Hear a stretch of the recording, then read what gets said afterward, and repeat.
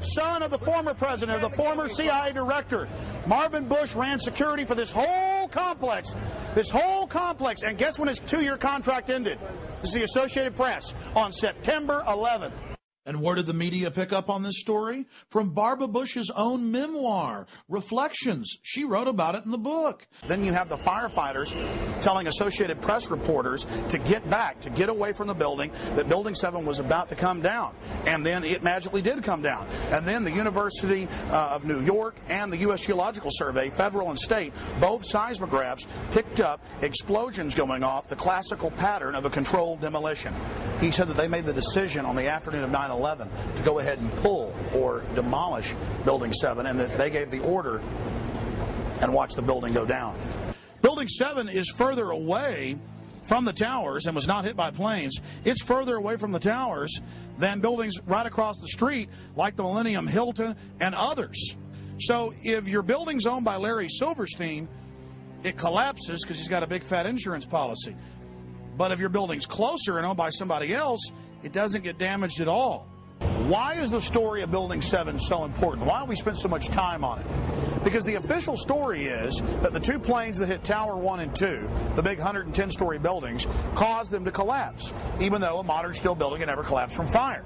But then we have Building 7 that was further away than any of the buildings in the complex that later in the afternoon got a few small fires in it and collapsed. Now they have almost rebuilt Building 7 on the exact same spot. And look, buildings right next to it, even though it collapsed on fire, didn't even get that much damage.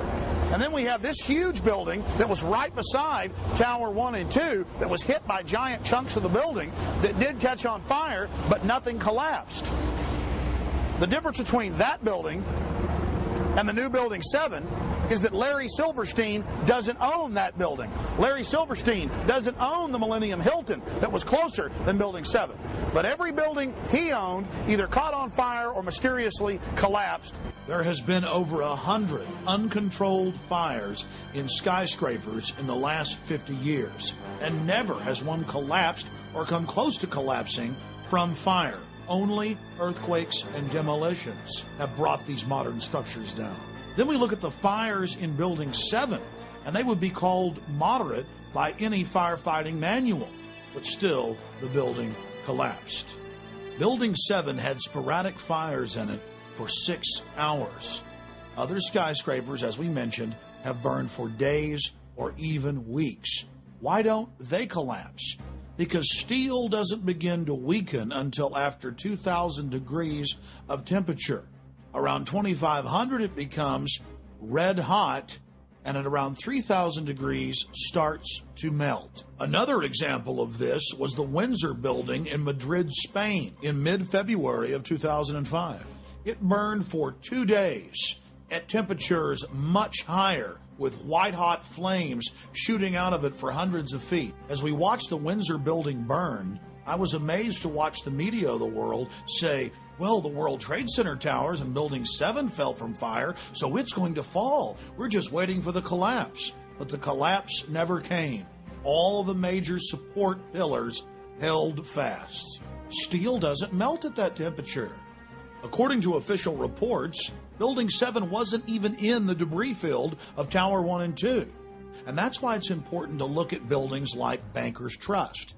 We already talked about it earlier, but let's focus in on it with some detail.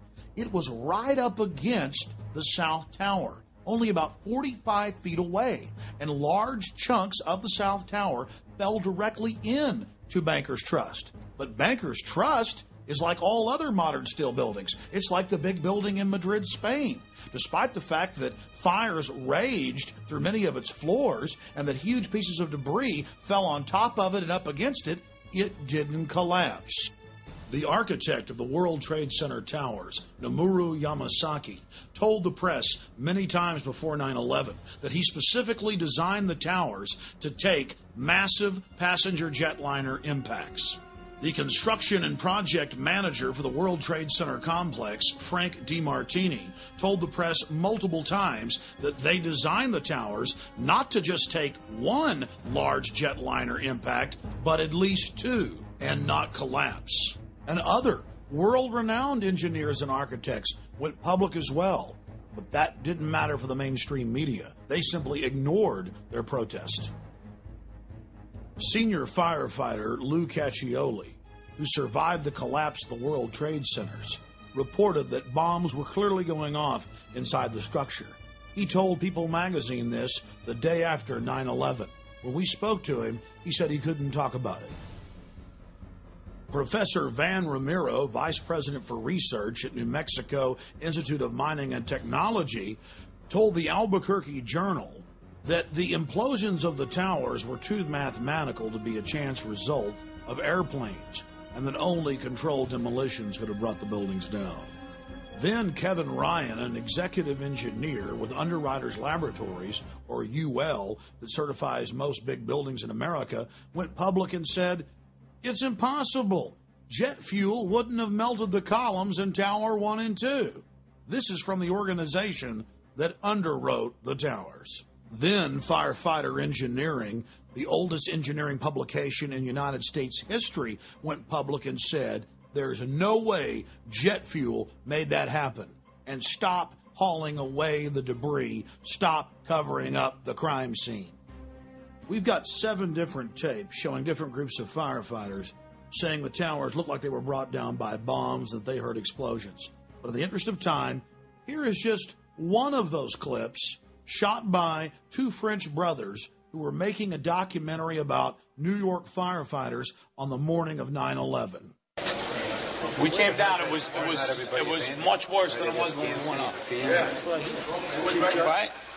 We went up and they had everything set up. We came down. It was desolate. It was like, holy. We came down to the lobby. It was like posting the wars. There was nobody there. What did we do? We made it outside. We made it about a block.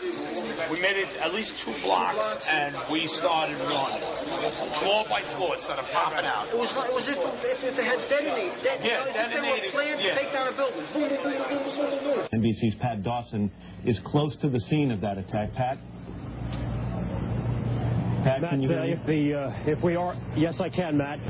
Just moments ago, I spoke to the chief of safety for the New York City Fire Department, who was obviously one of the first people here on the scene after those 2 planes were crashed into the side, we assume, of the World Trade Center towers, which used to be behind me over there.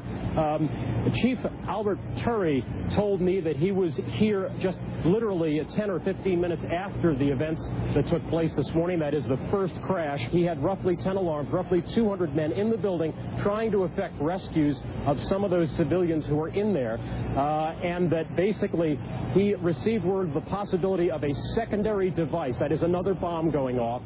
He tried to get his men out as quickly as he could, but he said that there was another explosion which took place, and then an hour after the first hit here, with the first crash that took place, he said, there was another explosion that took place in one of the towers here.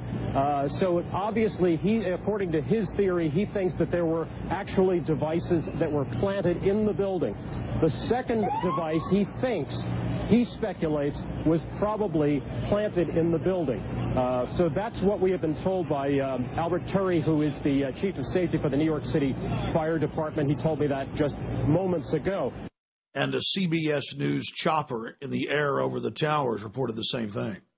If Jim Smith is with us still in Chopper 2, Jimmy, you there? Just we saw some kind of explosion, a lot of smoke come out of the top of the tower, and then it collapsed down onto the streets below, much like we saw the first tower just about a half hour ago. Chopper 2 as he takes these pictures. Jim? Yes, I am here, Michael. Jim, tell us what's happening out there. Oh my We just witnessed some kind of secondary follow-up explosion on the World Trade Center #2, the one secondary.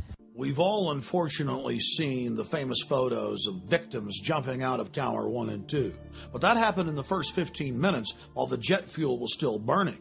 Later, we have the photographs of the victims standing in the impact holes from the aircraft begging for help for 20 to 30 minutes. How could they survive heat that would melt through giant 4-foot steel girders?